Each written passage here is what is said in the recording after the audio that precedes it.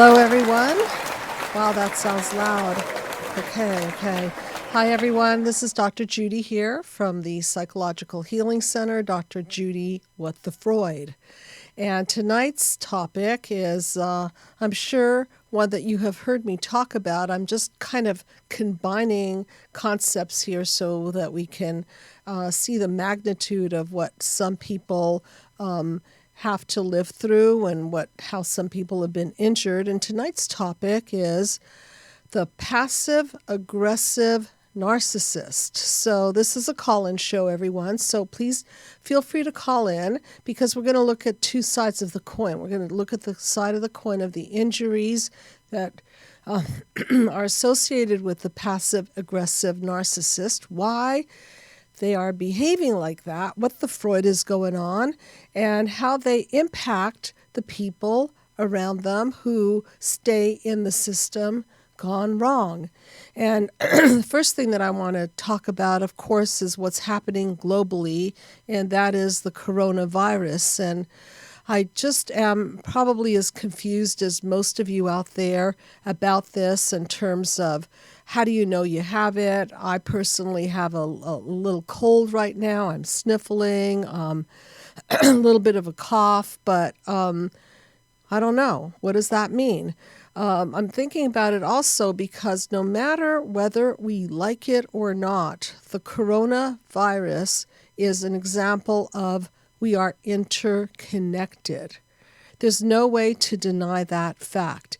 And if we're interconnected, meaning that through our association with each other, through our affiliation with each other, we have impact on each other, then that also means that we are psychologically interconnected. So let's look at a term that I constantly use in my therapy, in my book, on the videos, the YouTube videos, a term called the psychovirus. So we've got the coronavirus, which is very aggressive. It's also kind of passive because it's passed over to people, and it's passive in the sense that it's not glaringly telling you to keep away. You don't know. You might touch somebody. You might shake somebody's hands. You don't know how this coronavirus can impact or transmit to you. So this is very similar to the psychovirus, because in the case of the psychovirus, which I make to mean, or I have defined to mean, the psychological virus that is passed from generation to generation. And if we don't bust the system gone wrong, unfortunately, we are doomed to repeat the system. And that's why I call the show Dr. Judy What the Freud, thanks to Sigmund Freud, who came up with the concept of the repetition principle and how we cannot move forward until we complete things from the past. So with that said, I think there is a call in, and I have a lot of information. So when you do call in, please keep your story relevant to the topic. And hello, you are on the couch with Dr. Judy. And what is your name, please?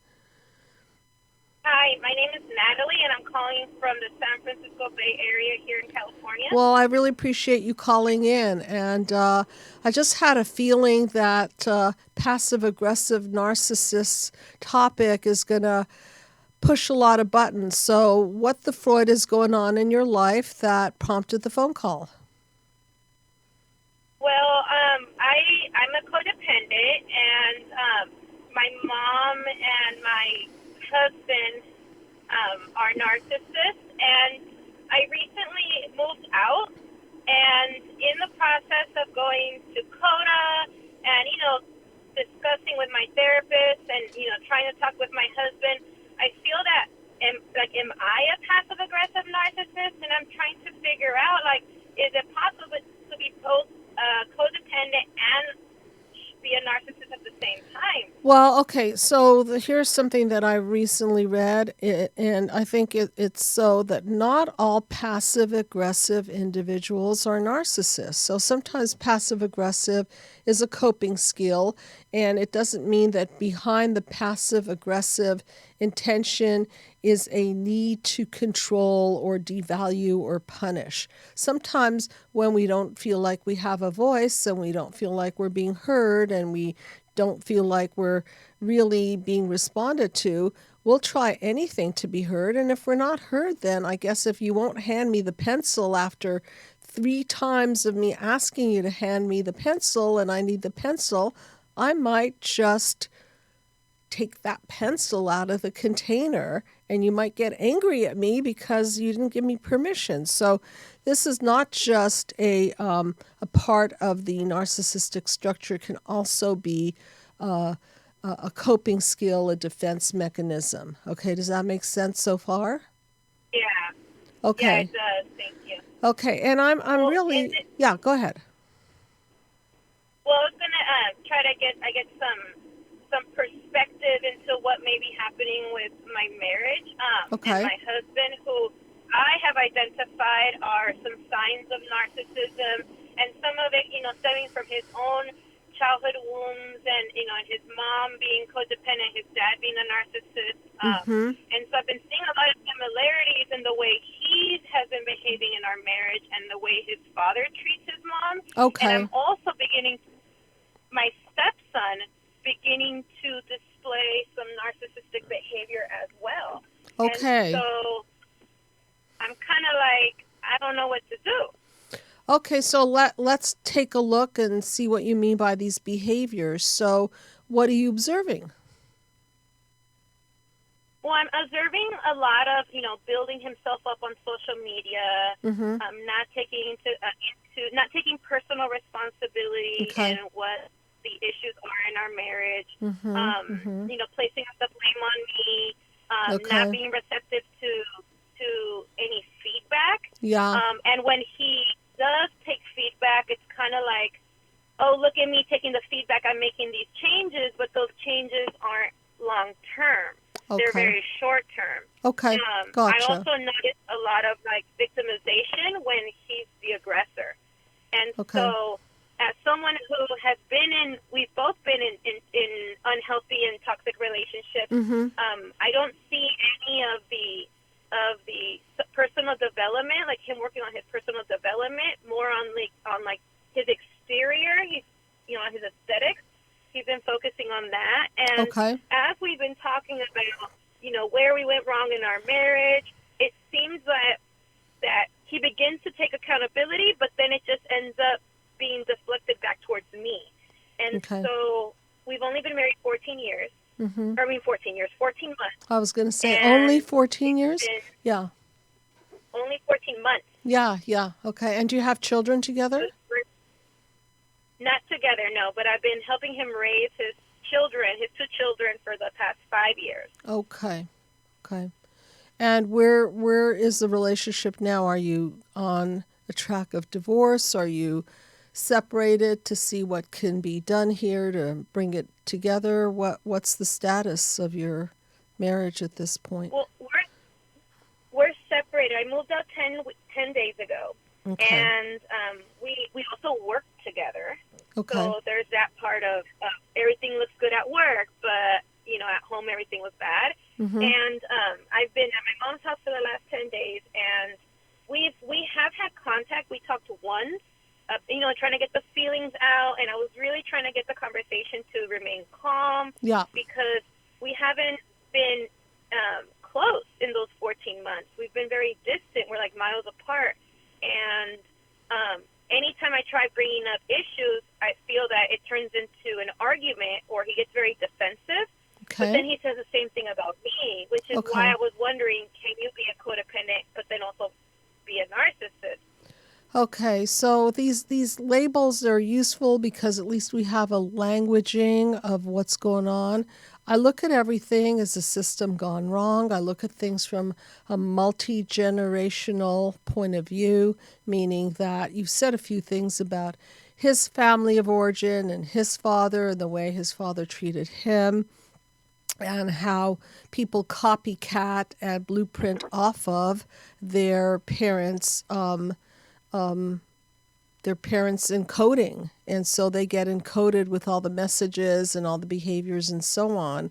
And so I'm just wondering if you're familiar with the mind map, and if you have a copy of Be the Cause, Healing Human Disconnect. Have you downloaded that or I don't have a purchased that? copy of I don't have a copy of the book, but I'm familiar with it. I've been listening to your podcast. Okay. And Okay. looking up online on your website. Okay. And I can see like aspects of his father in him, but I can also see parts of my mother in me, which is, I feel that that's kind of how it was showing up in the marriage, based off the example of my mother.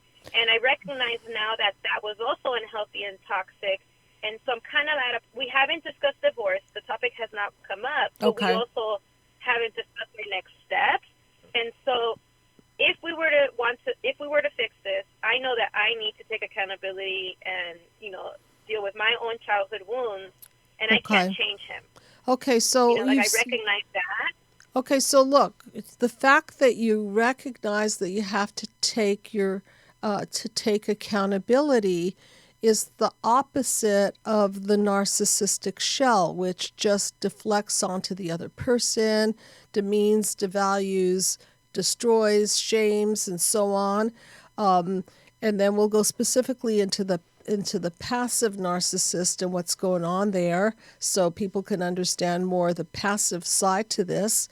Would you say that your husband is more passive, or is he more of an overt? He's more passive, definitely. He's more passive. Okay. And so I'll just read a little bit about that in a while so people can get educated about this. In the meantime, the fact that you're able and willing to self-reflect and self-correct and take inventory is a sign of mental health. People who are defended and don't like to be exposed will not take accountability, or they'll go into it in a very shallow way, such as what you described with your husband. He might own up to it, but then he won't really change his behaviors. He'll say, well, this and this and this behavior is bad. I recognize it. But then again, once you recognize something, then you're obligated to work on morphing it, right? So it doesn't hurt you and doesn't hurt the relationship and other people, correct?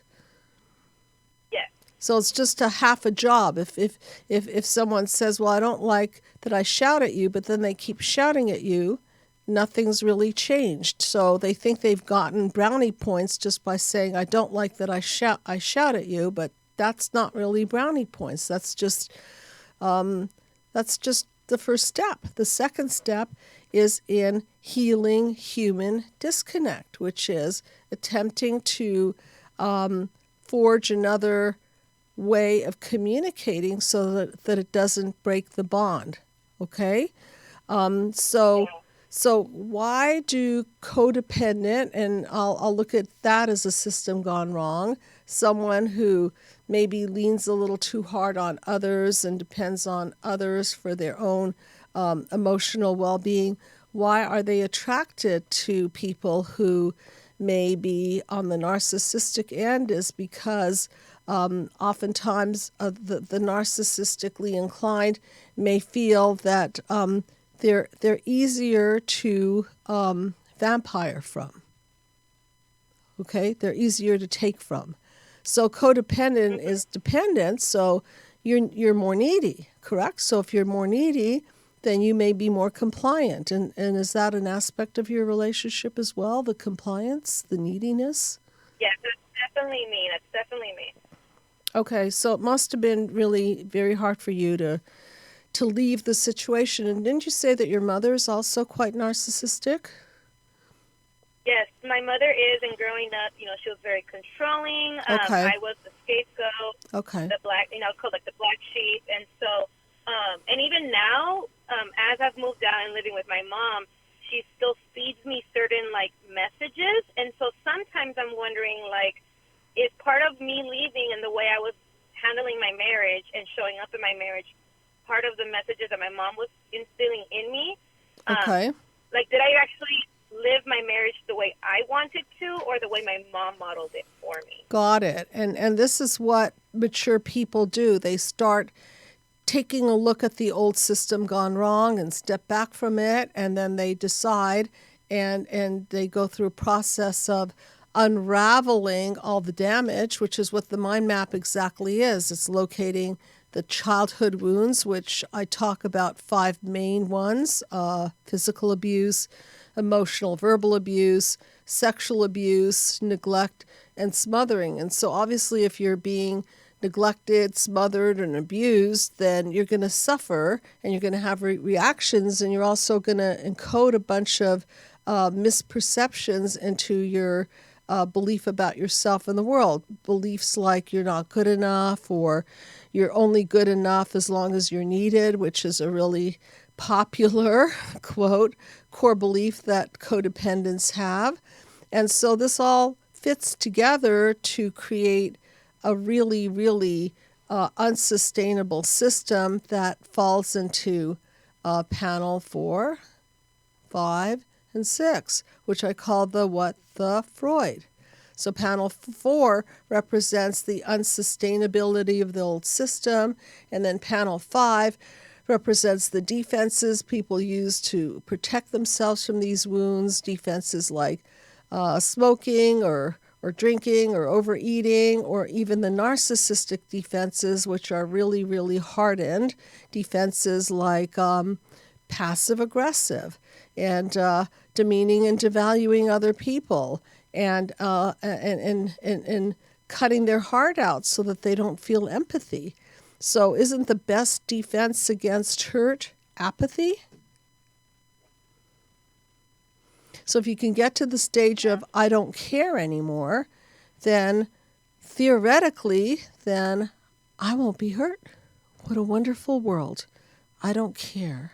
I could do whatever I want to because I really don't care. If they bleed, then I'm not bleeding. I'm not feeling the pain.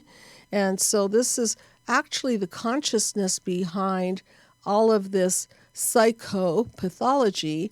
And the most steeped in its own squat, so to speak, are these narcissistic defenses, because people who exhibit these defenses have been so injured that they retreat and they don't want to show feelings anymore. So people become objects and sources of manipulation. Stay with me for a minute. I want to describe here the passive-aggressive personality traits of a narcissist. So I had kind of a thought in mind before I did the show. I thought, geez, narcissism is bad enough, but then when you've got 2 scoops of psychopathology here, right? Ooh. So here's what this particular article says, that if you want to get deeper into what a passive-aggressive type is, you have to understand the perfect mate. Someone who others will say, wow, you shouldn't leave this person. This person is a lovely human being. He or she is perfect for you. And if you haven't met that earth angel yet, you may not have encountered the passive-aggressive, because they're very good at hiding. That's why they specialize in passive-aggressive. So this is how it works. The passive-aggressive will wear a mask well. Okay, so the passive-aggressive can make everyone outside your household doubt your feedback about them and make you think that you're the crazy one. They will gaslight you, meaning that they will make you feel like you question yourself. You're not sure if are you the passive aggressive? Are you the narcissist? Are you the one that lacks empathy? Isn't it all your fault? So you're probably saying that you're sorry about how you took things wrong a lot. Like, oh, wow, I'm so sorry I thought that about you. Oh, I'm so sorry that I got offended. I get it. You were just kidding.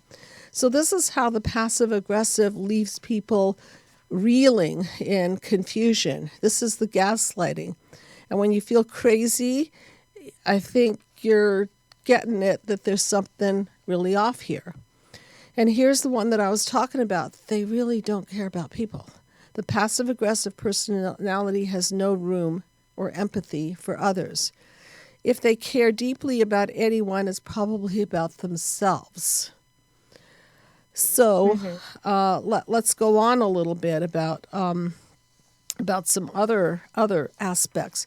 Facts are distorted. Does this sound familiar to you?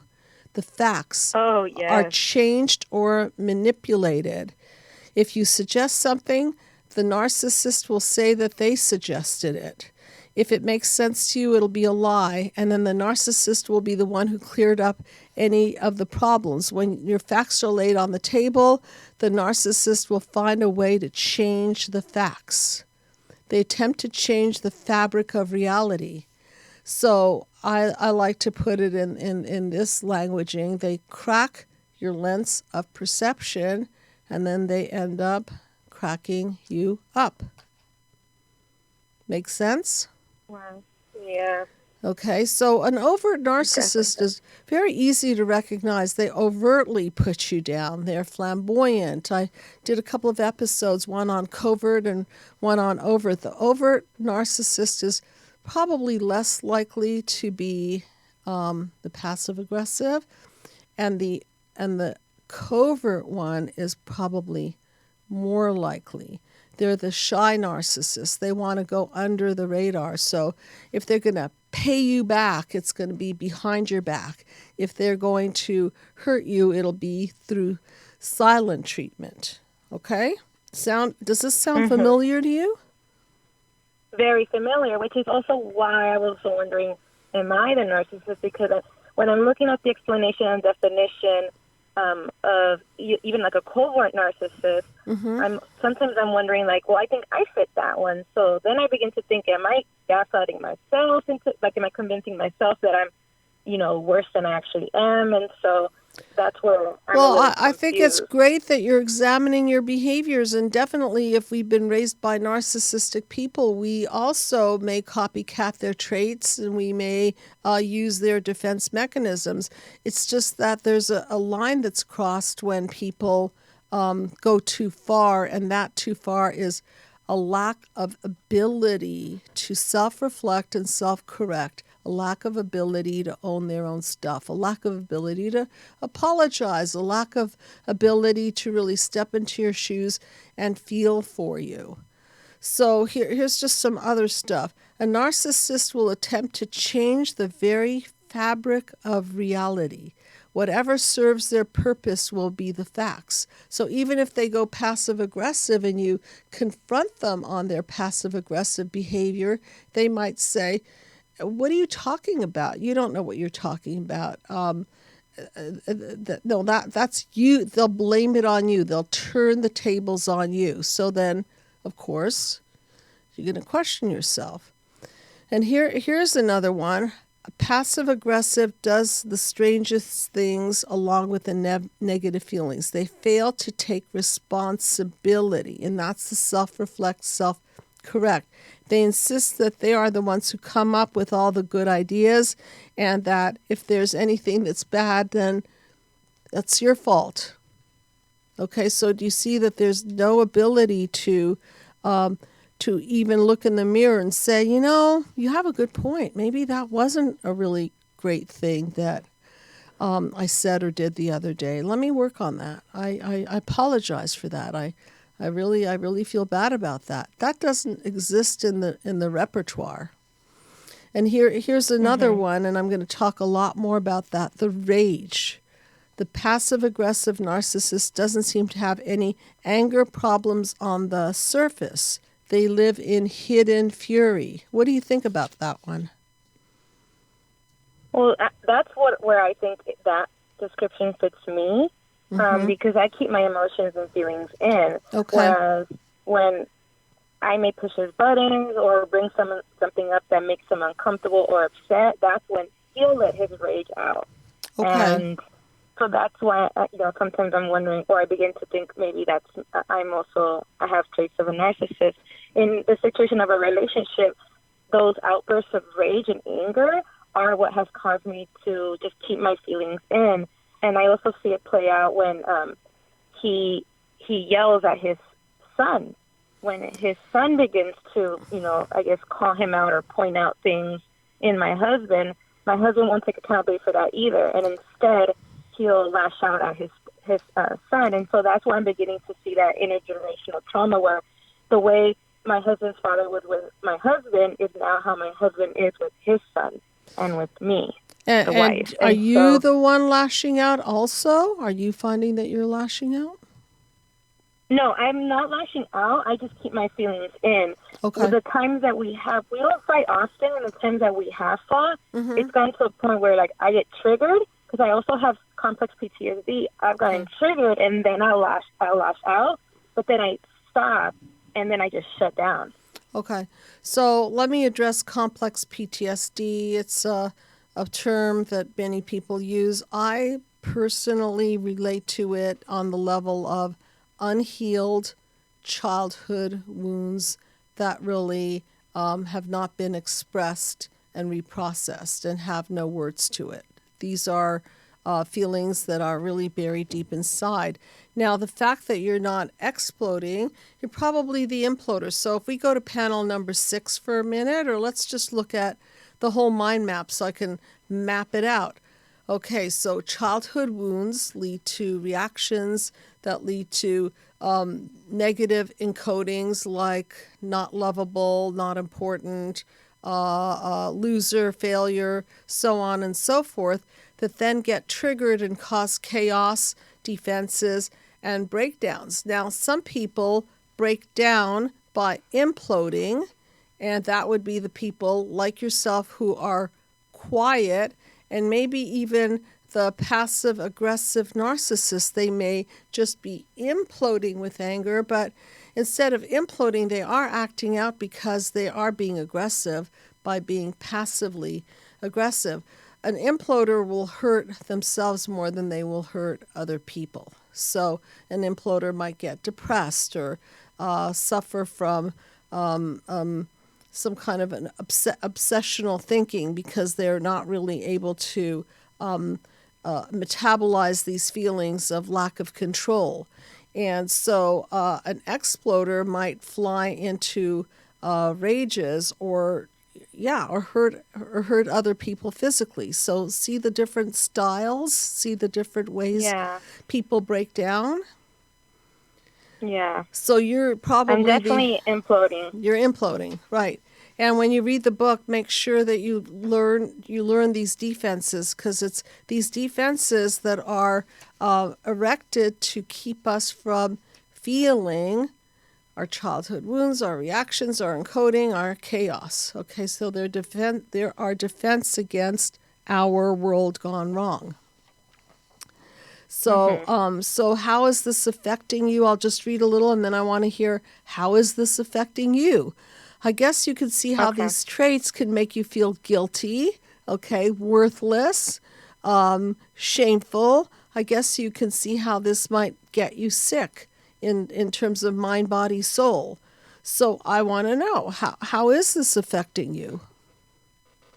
Well, it's definitely been affecting me health-wise. I suffer from depression, suicidal ideation. Okay. I've been referring back to my coping mechanisms of smoking cigarettes and marijuana, and I'm trying to be cognizant of, like, okay, here I go again, going into like this dip of depression and using the coping mechanisms. And one thing that's really worrying me is the suicidal ideation, because I've struggled with that since I was 12 because of my, situation with my mother. But then now, as a grown adult, 32, I'm seeing those same feelings of... Okay, so look, here's what I don't want you to take any chances with yourself. I want you to seek help immediately. And I want you to seek some local help. If you're going to do the mind map therapy, that's great. I'm all for it. It's just that you also need somebody to locally be there for you. Do you have the number for the suicide prevention hotline? Yes, and I have called, and I see my therapist, but unfortunately not as often because of Kaiser. Okay. And so I Okay. am, trying to read the books and listen to the podcast and Okay. do, Awesome. whatever I can in between my Okay. sessions. And, it's very tough Okay. So look, if because you I go to work okay, and I look, see this if you narcissist that's covert. definitely there are free therapies out there. If you decide to engage in the mind map therapy, definitely, as I repeat, be on suicide watch by somebody local. And also, just for everyone to know, the mind map video series is on sale still for $95. It's chock full of information. It's me breaking it down. Could you please stay in touch with me? Let me know how you're doing. Okay? Yes. Especially as an imploder, I would really get on it with the self-expression. Okay? Okay. So, and I know I have another Okay. call, so I'm going to take the other call if they're still there. And thank you so much. And in your case, you definitely want much more self-expression. Okay, to the right people. Okay. Okay. Okay. Thank you, Dr. Judy. Thank you so much. Good night. Okay, do we still have the other caller? Awesome. Thank you so much for hanging in there and for your patience. And what is your name, please? Oh, absolutely. My name's Rebecca. Hi, Rebecca. How you doing? I'm doing well. How are you, Dr. Judy? I'm good. I have a little cold, or I don't know what I have anymore. But there's always Hopefully that. just the cold I these know, days. I know, but it is getting a lot better. So I'm not anywhere near an emergency room or Good. no. Good. So yeah, Well, go ahead. I'm calling today because I am currently dealing with a severely, in my opinion, covert narcissist. Okay. My brother actually married her, and Wow. in the course of a year, she has alienated him from all of his previous friendships, caused rifts in our entire family.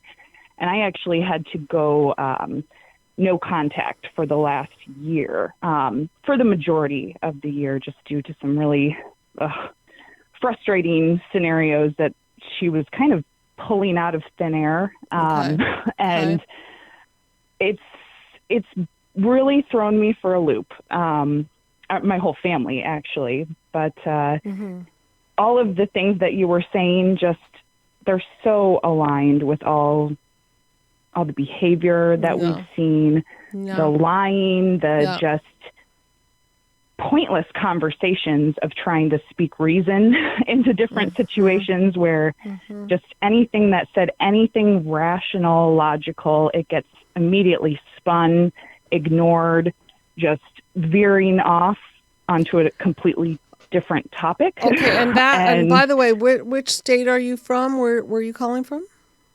I'm in Michigan. Okay, and thanks for staying up so late to talk. So I'm a night owl. Okay, okay.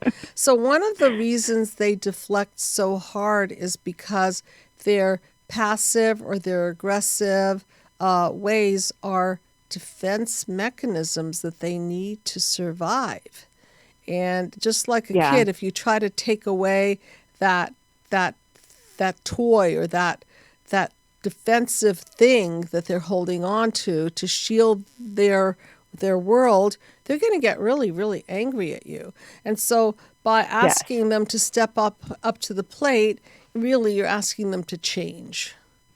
And they don't want to change. They just want to defend. They don't believe in the world. They don't believe in trust. Trust has been broken. So if you peel back the mask, behind it is a very, very fragile individual who is ashamed of him or herself. And they don't know how to communicate, and they don't trust that the world is fair. So they'd rather do something aggressive or passive to get their way because they don't really feel that they're either worth having their way, or they don't really feel lovable, or they use entitlement as a defense against feeling small and insignificant. Haven't you noticed that all of the above? Right, all of the above. Haven't you noticed the more people huff and puff, the smaller they really feel inside? It's really kind of pathetic. It's like watching a child. Right. We had a couple different scenarios, but one in particular where she had some really off-base accusations to make about me not supporting them in their wedding and putting my business on hold, which was not something I was able to do to help them with their wedding. And Okay. it became she wanted a sit-down meeting face to face, and it was a disaster. Oh, She my just goodness. spent the entire time just blasting me. I have 2 kids. They don't have any kids. She's a school teacher. And I tried to explain to her, I'm running a business. I have my children. I'm doing the best I can to help, but I can only do so much. And her response was, I know you have 2 kids, but I have 22. And tried to turn it around like being a teacher was, paramount to being a mother. But along that line, they actually spent the last year ignoring my 2 kids, which my brother had been very, very close with them previously. And part of why I'm calling is I would like to kind of pick your brain a little bit, because I had actually sent a message to the 2 of them, Okay. a group text message a month ago now, actually just kind of an olive branch saying that we missed them. We really wanted to have them back in our life in any capacity. The nephews missed them. Sure. We wanted to try to pave a way into the future kind of deal. Yeah. Okay. And she immediately wrote back, which, mind you, part of her mask holding is based around being a Christian. And so her Facebook is all scripture, but she can swear like the best of them and just go off on a rampage behind closed doors. Okay. But anyhow, she immediately responded, probably within 2 hours of me sending the message, just saying that they had to speak with their pastor because of all the hurt that they were dealing with and yada, yada, kind of a lot of blame shifting. And I just said, okay, we'll talk with you in the future. Get a hold of me. It's now been a month. So Yeah. I'm kind of in a place where I'm wondering if it's time for me to just let this idea go, or is this just another tactic of her trying to display dominance, or I mean, look, I don't know her, very so strange I'll situation. I'll qualify that I don't know her. I haven't talked to her. It just seems like Right. a kind of like a positioning. Like, in other words, I'm not willing to get down and dirty with you and bare my soul and really take a look at all the different sides of the coin. I'm going to a higher source here, okay? Nothing wrong with getting good wisdom and advice from a priest or a rabbi or some kind of minister, or anybody that you feel that has good ethics and morals. It's just that there's something unintimate about it from the way I'm hearing it. It's like, okay, Very much so. like why are you putting? It almost seems like she's going above instead of going eye to eye with you, and that's the part I think I'm most responding to right now, is that there's a lack of intimacy about it. And so, right, somebody that extends an olive branch, you at the least you sit down with them and say, look, I want to hear from you and what that experience was like for you, and what were you going through that created this feeling in me that you weren't there for me. And I want to hear from your point of view, and maybe we can understand each other. Isn't that how friendships are saved? Well, I guess part of my issue with that in particular with her is, I guess I've noticed in the past, because she actually said in the responding message, she wanted to sit down face to face. And this is verbatim words like, so we can explain our hurt to you and why our hearts that were once open are now closed. So the last meeting that we had, she wouldn't hear a word edgewise. And I tried to kind of play that, peacekeeper role. Yeah. At this point, I kind of feel like she takes like narcissistic narcissistic supply from that? And is it even worth trying to rehash? Or in my eyes, I feel like if I'm going to try to have some sort of a relationship with my brother and with her, I kind of feel like, isn't this like starting a new relationship again after a year? Like, should we reopen those wounds? Or do we just here's the thing say, like, about forgive and... I don't know. I'm not the biggest fan of let's forgive and forget. I'm a bigger fan of let's clean it up, because when you forgive and forget, or just forgive, you're really not expressing your true underlying emotions, which then forms passive aggressive channels of behavior. And the other thing about forgive is, I think forgiveness is earned. Okay, so when someone owns their own stuff, I think they're earning it back. When someone can step into your shoes. So are you forging a new relationship? I think not. I think you're going to have the same relationship you've always had, and it'll go down the tubes just like round number one until someone decides to morph. Okay? Yeah. Okay, so I do know that I have another caller, but I want you to take away really take away from this that you don't forge relationships with people that are closed shells, that won't digest and ingest what you have to say to them, who are only interested in positioning. Because when you're only interested in positioning, you're going to go into panel number 6. Boom, my position, your position, clash. We're done. Yeah. That's it. Yeah. Okay? And I'm willing to kind of suck up some of these things to have a relationship again, and to have my, or my sons have their uncle back. And, it's very complicated because there are other people involved. Will you please reach out to me if you want to talk further about it? Please do. Okay. And thank you. It's sad that the uncle and the nephew and all those people, so maybe you could have a bit of a gray rock relationship, but that's, I think, all I can see right now. That's about it. Okay? Right. Well, thank you, Dr. Judy. I appreciate your time. You're very welcome. My pleasure. Thank you for calling in. Okay. Have a great evening. Thank you. You do the same. Okay. If you're still there, you are on the couch with Dr. Judy. And hi. Hi, Dr. Judy. Hi. My name is Leslie. Hi, Leslie. Nice to meet you. And where are you nice calling to from? meet you. Thank you. Where are you calling from? From New Orleans, Louisiana. Oh, great! Place I've always wanted to go to. Just because sounds like so much fun. I'm a little hoarse. I'm kind of losing my voice a little bit, so I apologize. Well, I'm with you. I'm sort of there too. But yeah, go ahead. And what's been on your mind about the passive-aggressive narcissist? Well, I kind of feel like I'm on a mission right now, like an investigative quest to try to get to the truth of what's going on in my life. Because it's just, about 4 years ago, I discovered, wow, this is my mother.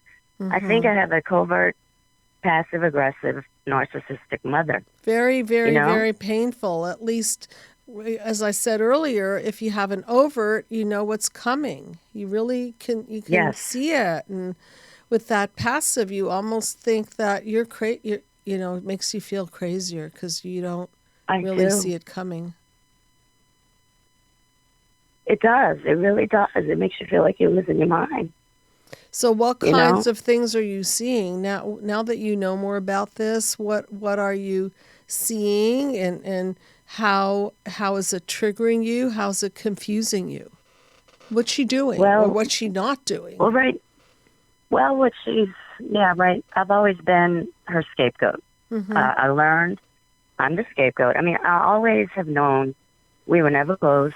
Something wasn't right with my relationship with her growing up, but it wasn't until I had a disagreement with my brother, who happened to be my neighbor, and that's when I saw how strange my mother was reacting towards me compared to the way she was with him.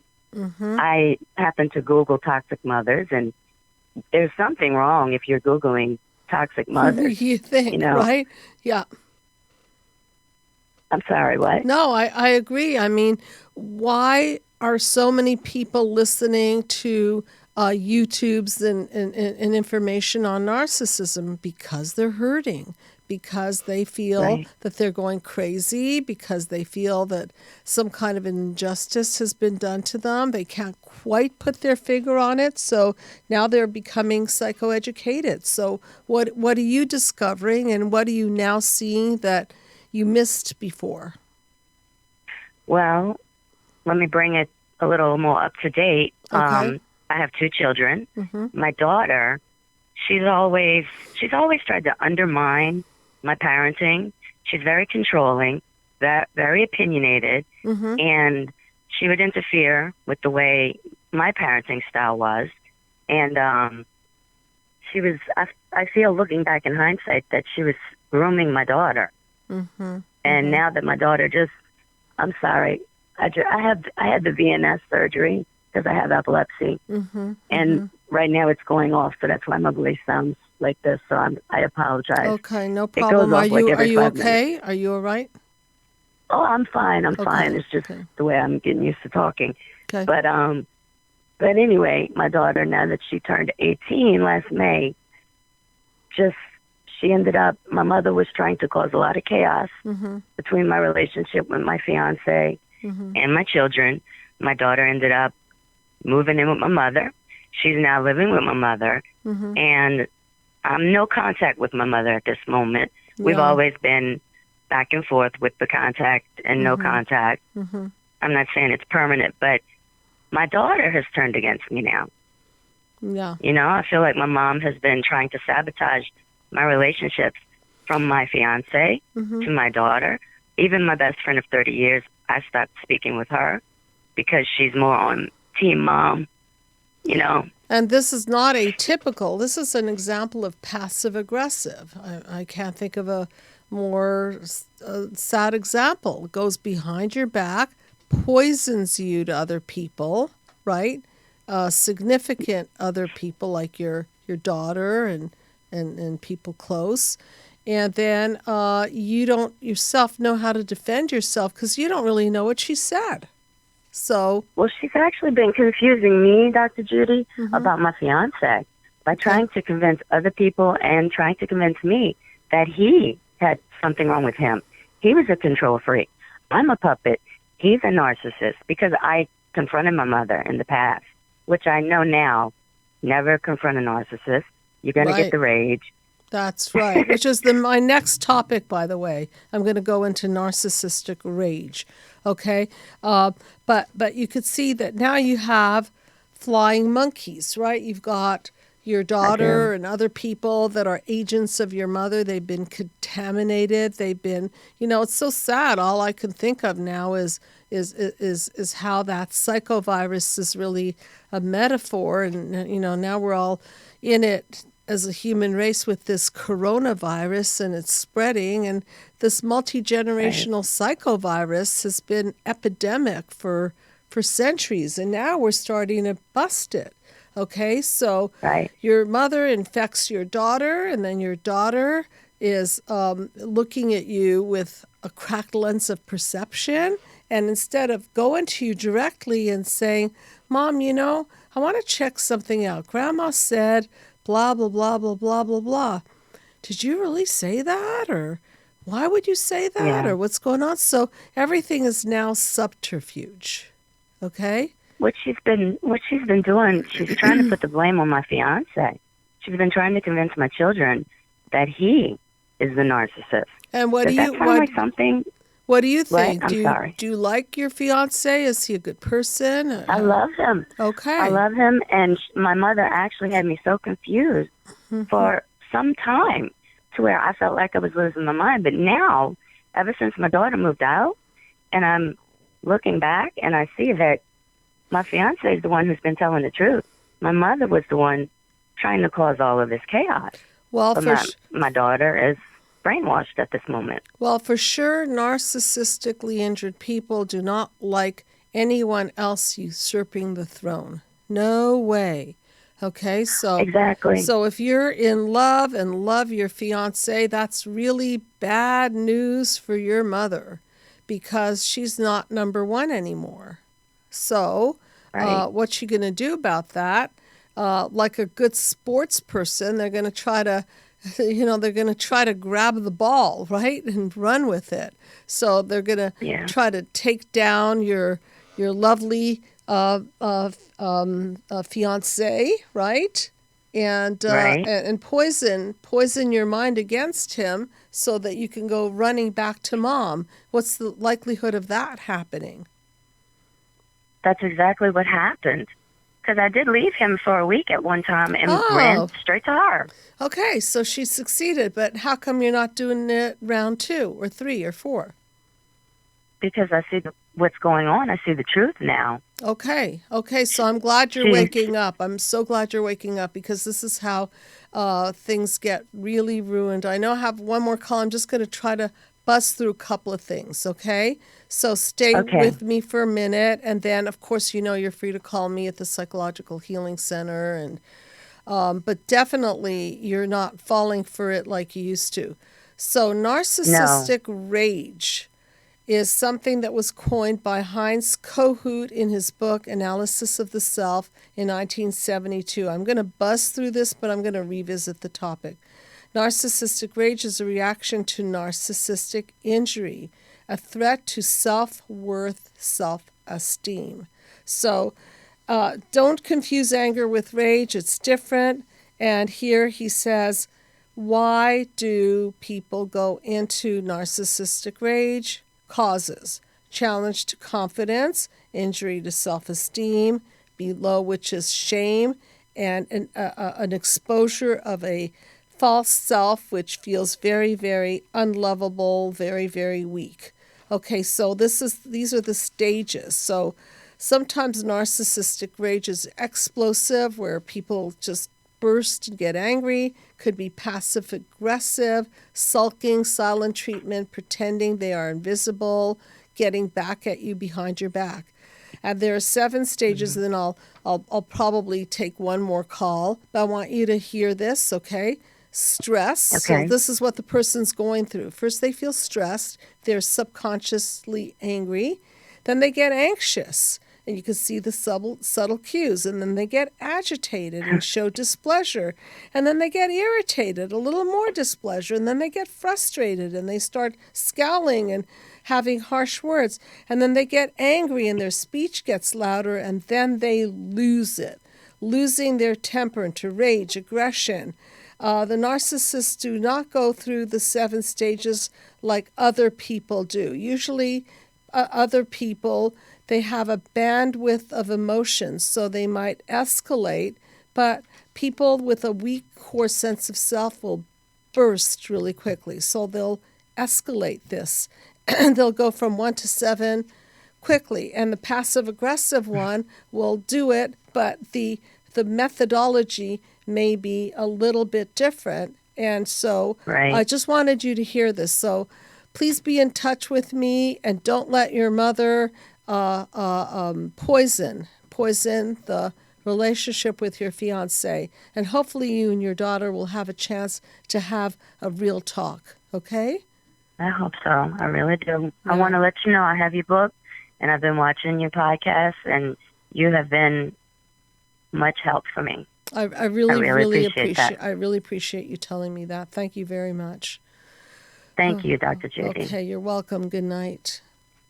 Good night. Thank you. Okay, and I know we have one more caller. Is there one more caller? Okay. Yeah, hi. You are on the couch. And what is your name, please? Hi, Dr. Judy. My name is Miley. Hi, Miley. Nice to meet you. Where are you calling from? I'm calling from Hawaii. Okay. I hope that it's beautiful and warm, and when it's time to travel again, I sure would love to go to Hawaii, particularly Kauai or Maui. Don't tell me that you live on Kauai or Maui, do you? I do. I live on Kauai. It's amazing. I'm totally jealous. That's my favorite spot. It's gorgeous here. I know. Oh. Why don't you just set up some mind map therapy in Kauai? I'll be there, okay? No, not a problem. You know what? We could use that. We could use that here, I will do that as soon as this is over, and if there's a group of people that want that, I'm all in, okay? So just tell me a little bit about what brings you to this topic, and I know we just have a few minutes, but go ahead, pick my brain in the last few minutes of this. Go for it. Okay. All right. Well, everything that you say about passive aggressive narcissists, the silent treatment, the inability to deal with problems, the blame, the just aggression when you confront them with behavior they don't want to hear. Right. It's my boyfriend, and it took me a long time to see what it really was that was affecting our relationship, and it's affecting our daughters too. Do they really have no idea what they're doing? Because my boyfriend seems to be completely oblivious, or is it just that they don't care? That's a really great question. I've actually had this unpleasant experience myself, and PhD and all, I still fell into the trap. I've had covert narcissists. I've had overt narcissists. I guess I have to kind of be careful myself, and I think I've gotten wiser as I've gotten older. But do they not care? I really don't think they have a capacity for empathy. They're more interested in what's in it for me. They're more interested in power and control. They're not too interested in how do you feel about that. That does not at all not cross their minds. So I would go in the direction of that. But they'll act as if they care. But the signs are always there that there's a shallowness and inability to really be interested in what you're truly saying. They'll listen, but just to let it, like hurry up already, get it said so I could say what I want to say, and don't bother me with your thoughts and feelings and ideas. I don't want to hear them. Sound familiar? Right, yeah, that's what clued me into the whole thing was he couldn't listen. That's right. Was the first feeling of something wrong, the inability to listen. And it carried on from, not being able to say I'm sorry, not being able to resolve issues in our relationship. And anytime there's a problem. Are you still with this person? Well, I'm trying to kind of end it because I see that there's no positive solution to get anything better. Nothing's going to get better because he's unable to see what he's doing. But I can't seem to get him to respect my boundaries and not come around. Okay, I'm going to turn it around on you. Okay, so just I hope you take this with in good spirit.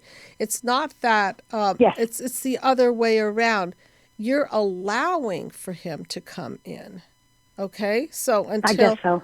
Right? Yeah. Right. So it's not like he doesn't know how to do it. You don't know how to do it, which is understandable. Me neither, yeah. So you have feelings about him, and, maybe there are all kinds of feelings there that are complicated. It's just that at some point you have to make up your mind that you're not really doing a 1 + 1 = 3. If you look at panel number 7, that's the synergy panel, and that's the panel that reflects a sharing and caring relationship with light. And if he's vampiring you, if he's manipulating you, if he's taking away from you, get out. You don't have kids with him. Exactly. How long have you been with him? Right. Well, it's been about 8 years, but he was incarcerated for a number of them. So he's just recently been in our lives, me and my daughters, for the past about 2.5 years. I guess I don't like the feeling of disappointment when he comes, they want him to stay. So it's like I kind of think that that's where I cave into him being here. And, it doesn't take long before it ends in disaster, and my daughters are telling him to leave. So seriously, consider. No, I'm being really serious because one of my wish things is I want to get this into the school system. I'd love to get it into the prison system, and people who end up in prison are because they're very wounded, and so they end up on the other side of things. But what I want to say to you is that the healthier you get, the less you'll tolerate. And I can own up to this, that the healthier I've gotten, the less attracted I am to people who are not giving me light. And at this point in my life, I'm almost repelled by it. It's just like, I don't have the time. I don't have the emotional energy to give to non-givers. I don't have it in me to give to people who lack empathy. So Consider that, Right. okay, and Yeah. consider getting yourself in that position. And so what? So your kids are going to be disappointed. They'd be a lot more disappointed if they ended up with him as a stepfather and him role modeling So lack he's of. their dad. He is their dad. Oh, he's their He's their dad. blood dad. He's Okay, their dad. okay. So let Yeah, him be he's their their dad. Great. Let him be their dad. Let him be their dad from Yeah. but he doesn't have to hurt you and ruin your life. Okay. Right. So just And don't. for them to see that, yeah, definitely. And I'll stop advice giving because advice is not so helpful. You have to get to that point where you just, you want to maybe step back and, regroup on this. Okay. So anyway, I see that it is exactly 9:00, and thank you so much for calling in, and be in touch. Let me know how it goes, and read the book, work on panel 5, your boundaries. Okay. Boundaries. Okay, do we have a minute for shrinking a tune? Yeah, okay, I'll go for it. All right, it's called Gaslighter by Request, and it's by the Dixie Chicks. I love the title, Gaslighter. Gaslighter denier didn't doing anything to get your ass further. Gaslighter big timer, repeating all the mistakes of your father. There's that multi-generational thing, or co-dreams. I believed in the promises you made to me, swore that night till death do us apart, but you lied. Why? Because I chose the song because it represents passive aggressive. So they'll do anything to get your ass farther. You don't do anything. In other words, they're kind of passive, but they'll act as if they're grandiose, repeating all the mistakes of your father, of making apologies because they have no ability to self-reflect. You thought I wouldn't see it if you put it in my face, give you all my money, you'll gladly walk. So there's the vampiring.